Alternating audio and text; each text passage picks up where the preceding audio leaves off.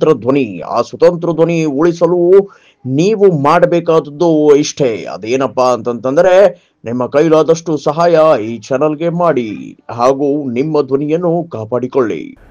ಒಮ್ಮೆ ಸೈಡ್ ನಂಬಬೇಕು, ಇನ್ನೊಮ್ಮೆ ನಂಬಬಾರ್ದು ಅನ್ನೋದು ಅವು ಪ್ರಶ್ನೆ ಮೂಡ್ತಾ ಇದ್ದವು. ಆದರೂ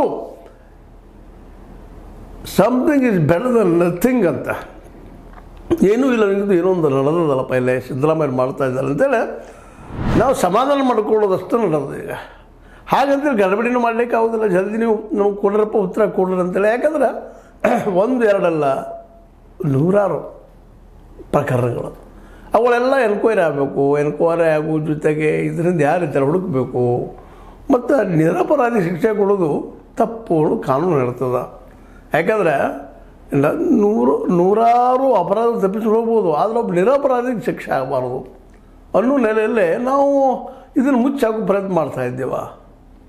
ನಾವು ಅಂದರೆ SIT ಅವರು ಅಥವಾ ಸರ್ಕಾರ ಬೇರೆ ರೂಪ ಹಿಡಿತಾ ಇದ್ದಾರೆ ಅನ್ನೋದು ಸಹಿತ ಮತ್ತು ಪ್ರಶ್ನೆಗಳು ಹೇಳ್ತಾ ಇದ್ದಾವೆ. ಇದಕ್ಕೆಲ್ಲ ಉತ್ತರವನ್ನು ಇವತ್ತಿನ ಈ SIT ಕೊಡಬೇಕಾಗ್ಯದ. ಎಲ್ಲಿಗೆ ಬಂದದ, ಏನು ಎಂತು, ಇನ್ನೂ ಎಂದು ಮುಗಿಬಹುದು ಅಥವಾ ಈಗಿದ್ದು ನಡೆದಂಥದ್ದು ಏನು ಅನ್ನೋದು ಬೇಕು ಅನ್ನಿಸ್ತದೆ. ಬಟ್ ಆದರೂ ವಿಶ್ವಾಸವನ್ನು ನಮ್ಮ ಜನ ಹೇಳ್ತಾ ಇದ್ದಾರೆ. ಆದರೆ ಅದೇ ಕಾಲಕ್ಕೆ ನಮ್ಮ ಹೋರಾಟವನ್ನು ಸಹಿತ ಮುಂದುವರ್ಸ್ಕೊಂಡಿದ್ದಾರೆ. ನಮ್ಮ ಉದ್ದೇಶ ಅಷ್ಟೇ. ಈಗ ಈ ಹೋರಾಟನ ಜೀವನದಲ್ಲಿ ಹೋಗಬೇಕಾಗ್ಯದ. ಇದು ಮರೆತು ಹೋಗಬಾರ್ದು.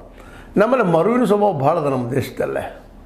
ಒಂದು ದೊಡ್ಡ ಘಟನೆ ಆಗ್ತದೆ, ಇವತ್ತು ಒಂದು 2 ದಿನ ದುಃಖ ಪಡ್ತೀವಿ, 3 ದಿನ ಅದು ಮರೆತು ಹೋಗಿಬಿಟ್ಟಿರ್ತದೆ. ಅದು 10 11 ಬಿಡಪ್ಪ ಅಂತೇಳಿ. ಇಲ್ಲಿ 1 2 ಅಲ್ಲ, ನೂರಾರು ಶವಗಳು ಸಿಗ್ತಾಯಿದ್ದಾವೆ.